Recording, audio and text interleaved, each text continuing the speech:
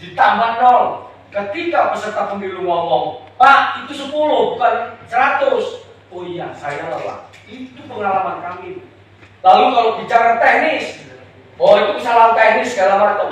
Tapi pakainya bisa menjelaskan sampai dengan teknis itu tadi. Bedanya.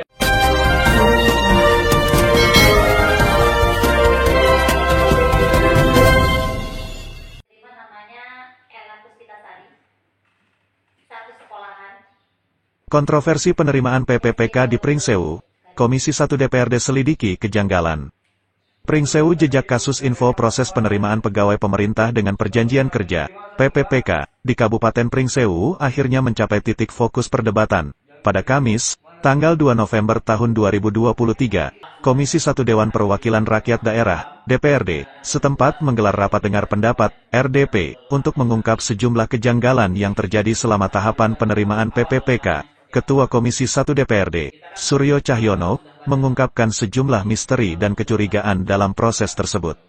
Salah satu kejanggalan yang terungkap dalam hearing RDP adalah adanya indikasi kesalahan dalam pedoman, juknis, serta perubahan status peserta dari tidak masuk syarat, TMS, menjadi memenuhi syarat, MS, lalu kembali menjadi TMS setelah ditemukan oleh DPRD. Suryo Cahyono menyatakan, banyak indikasi kecurangan, yaitu ada peserta yang seharusnya TMS menjadi MS, namun malah kembali TMS setelah kita melakukan pemanggilan. Kami tidak terima alasan karena lelah. Sebagai contoh, 46 orang peserta TMS menjadi MS, yang memunculkan pertanyaan mengenai keadilan dalam proses seleksi. Lebih lanjut, Suryo Cahyono menilai klarifikasi yang diberikan oleh Badan Kepegawaian dan Pengembangan Sumber Daya Manusia, BKPSDM, terkesan tidak memadai dan hanya mencari pembenaran. Ia menegaskan bahwa Komisi 1 DPRD tidak lagi menerima alasan seperti, kami ini tidak bisa meneliti satu-satu Pak, karena ini ada rekomendasi dari kepala dinas masing-masing. Menghadapi sejumlah masalah yang terungkap selama penerimaan PPPK, Komisi 1 DPRD berencana untuk melaporkan kepada pimpinan Dewan guna meminta rekomendasi pembentukan panitia khusus, Pansus. Hal ini diharapkan dapat membantu mengungkap kejanggalan yang ada dalam proses rekrutmen. Suryo Cahyono menyatakan, kita nanti izin pada pimpinan DPRD untuk membentuk Pansus. Dalam konteks ini, seorang wanita Parubaya, Nurhayati, yang telah lama mengabdi sebagai guru honor di Sekolah Dasar Negeri, SDN, Bulorejo, juga mengekspresikan kekecewaannya terhadap proses seleksi PPPK. Ia merasa bahwa sanggah yang diajukannya terkesan tidak ditanggapi dengan adil dan transparan. Nurhayati bertanya mengapa beberapa sanggah diterima sementara yang lain ditolak.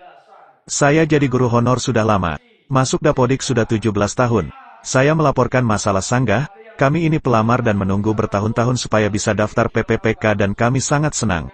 Tapi ketika kami kesalahan mengunggah pernyataan di poin 5 ternyata terhapus, makanya kami buat sanggah tapi kok tidak diterima. Pertanyaan saya kenapa kok ada yang sanggah diterima ada yang tidak, tanyanya dengan nada suara yang sedih. Nurhayati juga berharap agar proses seleksi PPPK dapat dilaksanakan secara jujur dan adil, tanpa adanya kecurangan atau diskriminasi. Ia menegaskan bahwa rekan-rekan sejawatnya hanya ingin memiliki kesempatan yang sama untuk mengikuti tes PPPK. Dengan berbagai kejanggalan yang terungkap selama proses penerimaan PPPK di Kabupaten Pringsewu, masyarakat mulai memiliki persepsi negatif terhadap proses rekrutmen ini. Komisi 1 DPRD berupaya untuk mengungkap kebenaran dan menjaga integritas proses seleksi, dengan harapan bahwa permasalahan ini dapat diselesaikan dengan adil dan transparan. Saat ini, Sekretaris Daerah, Sekda Kabupaten Pringsewu, yang juga menjabat sebagai Ketua PPPK Kabupaten Pringsewu, belum memberikan tanggapan resmi terkait persoalan ini. Masyarakat dan para pelamar PPPK masih menantikan klarifikasi dari pihak berwenang guna menjernihkan berbagai kecurigaan yang muncul selama proses rekrutmen. Bambang Hartono, Jejak Kasus Pringsewu, Lampung, melaporkan. Terus ada lagi, satu lagi, kawan, nama Deddy Mulyanto. Beliau aktif bekerja di RS Mitra Usaha. Beliau juga di bawah nama Dinas Kesehatan di PSC.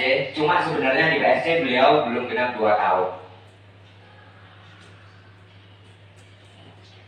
Terus ada lagi, satu lagi, namanya Ignatia Gusti Maharestu.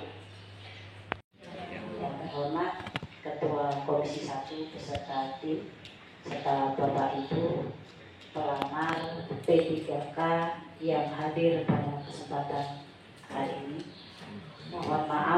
Bapak, kalau kemarin saya tidak bisa memenuhi undangan karena kebetulan saya ada dinas luar yang berkaitan juga dengan pendidikan. Jadi sebenarnya bapak-bapak ibu Terima, namanya Ella Puspitasari, satu sekolahan SD 2 Bulurejo, Kalirejo. Lalu yang tadi Ibu, yang dari apa kesalahannya? Lalu satu diterima, satu enggak? Yang dari mana nih?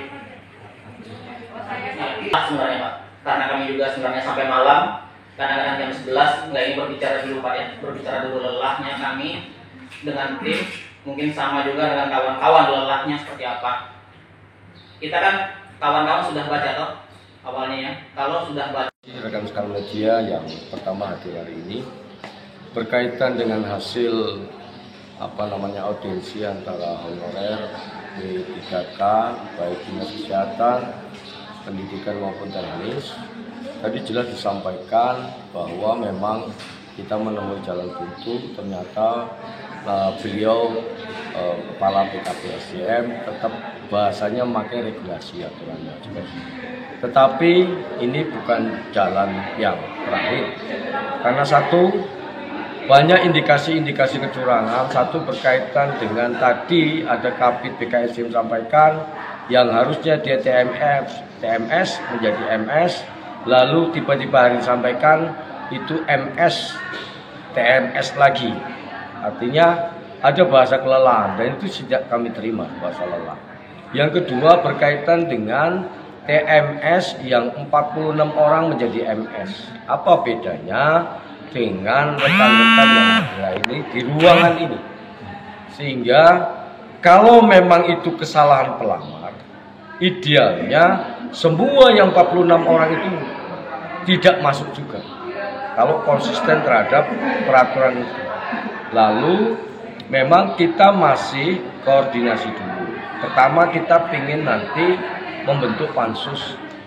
Kita minta izin kepada pimpinan DPR supaya ini segera kita lakukan langsung. Yang kedua, kita minta juga kalau ini misalkan ada celah-celah untuk bisa ditutup P3K ini melalui tidak ada proses penundaan pendaftaran dulu, dengan proses regulasinya akan kita lakukan. Sehingga jangan sampai ada bahasa tadi bahwa kami ini tidak bisa meneliti satu persatu Pak, dengan jumlah peserta 3.325 segala macam, karena ini ada rekomendasi teknis dari kepala dinas masing-masing, baik itu dinas pendidikan maupun kesehatan, ya kami serahkan ke mereka. Padahal banyak di lapangan itu yang dia masih honorer 1 atau 2 tahun tapi nyatanya masuk khusus. Itu banyak lagi cerita-cerita atau berkaitan dengan keluhan para honorer yang hari ini hadir di DPRD Kabupaten Pringsewu berkaitan dengan penerimaan P3K ini. Dan harapannya sih ke depan kita semua teman-teman Komisi 1 tadi sudah menyampaikan juga, kalau ini bisa dilakukan secara kebijakan, karena memang kembali kita sudah koordinasi juga dengan Komisi 2 DPR RI, sampaikan kalau provinsi menjadi kebijakan provinsi, kabupaten menjadi kebijakan kabupaten, berarti ini mutlak di kabupaten. Itu Pak, langkah-langkah apa yang akan ditempuh oleh Komisi 1 terkait diduga ada pelanggaran teknis, yaitu terkait sanggah yang aturan tidak diterima. Ini Pak, saya sih berpikiran indikasinya ini terstruktur, sistematis dan masif. Karena saya bilang seperti itu Pak, tidak mungkin ada bahasa bahwa satu yang tadi disampaikan, kalau kepala BKSDM sampaikan ini sesuai regulasi, bahwa apabila kesalahan pelamar dalam mengupload data dari awal ya semua dari 46 orang itu tidak masuk karena kesalahan pelamar. Kan itu mereka masing-masing menggunakan akun pribadinya masing-masing. Tiba-tiba dari sekian ratus yang mendaftar ini 46 orang masuk. Yang kedua, yang fatalnya nanti ada inisial si C sama D, itu dari TMS lalu MS sekarang dipanggil hari ini menjadi TMS dengan bahasa argumentasi kelelahan. Itu enggak rasional. nggak rasional. Ini berkaitan nasib masyarakat, khususnya para honorer yang mereka justru hari ini hadir itu di atas 5 tahun semua. Ada yang sampai dengan 21 tahun. Bayangkan orang yang sudah mengabdi 21 tahun dengan honorer hanya 100 sampai 250 ribu. Hari ini dengan kesediaannya mentok. Tapi kita mengambil keputusan tetap kita lakukan ini mekanisme prosedural. Harapannya Komisi 1 nanti kita rapat internal, lalu kita konsultasi dengan DPRD, kita bentuk pansus. Oke, terima kasih Pak. Dobrak. Dari RSUD Pringsewu, Pak. Apa masalahnya kok bisa sampai ke Komisi 1? Masalah keluhan kita ya sebenarnya gini Pak, dalam menyikapi proses seleksi berkas perekrutan P3K. Nah intinya kan kita memang contohnya ya, misal saya dari nakes sendiri Pak ya, terutama dari Rumah Sakit Umum Pringsewu kan kita total yang di TMS kan atau yang bermasalah dalam seleksi berkas itu ada 15 orang. Dari 15 itu setelah disanggah ternyata memang ada yang lolos, bisa lolos 3 orang, jadi kan masih tersisa kurang lebih 12 orang. Tapi sebenarnya yang bikin kita kadang kurang yakin, ternyata masalahnya itu ada yang beberapa masalahnya sama Pak. Contoh sini Pak ya, saya masalahnya sama dengan yang lolos. Kenapa dia bisa lolos, saya tidak? Nah itu sistem penyeleksiannya kayak mana di masalah sanggah itu? Bukannya ini Pak, di dalam aturan itu yang sanggah itu, itu kalau kesalahannya dari pelamar itu tidak dibolehkan.